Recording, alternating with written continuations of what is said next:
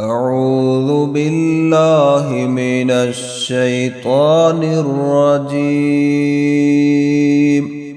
بسم الله الرحمن الرحيم.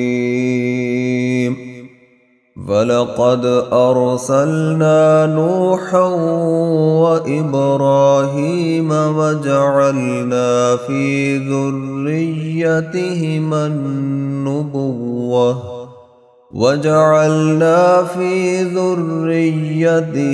النبوة والكتاب فمنهم مهتد وكثير منهم فاسقون.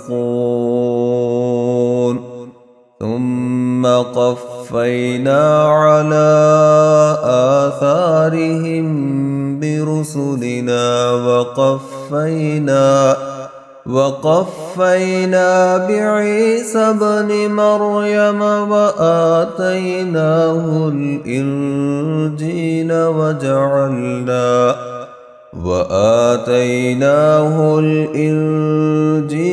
وجعلنا في قلوب الذين اتبعوه رأفة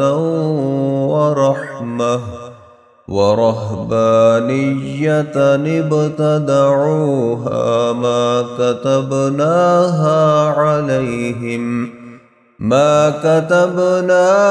عليهم إلا ابتغاء رضوان الله فما رعوها حق رعايتها. فآتينا الذين آمنوا منهم أجرهم وكثير منهم فاسقون. يا أيها الذين آمنوا اتقوا الله وآمنوا برسوله يؤتكم كفلين من رحمته ويجعل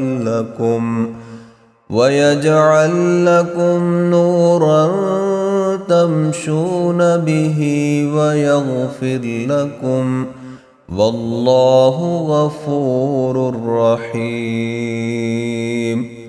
لئلا يعلم أهل الكتاب ألا يقدرون على شيء من فضل الله وأن الفضل بيد الله يؤتيه من يشاء والله ذو الفضل العظيم.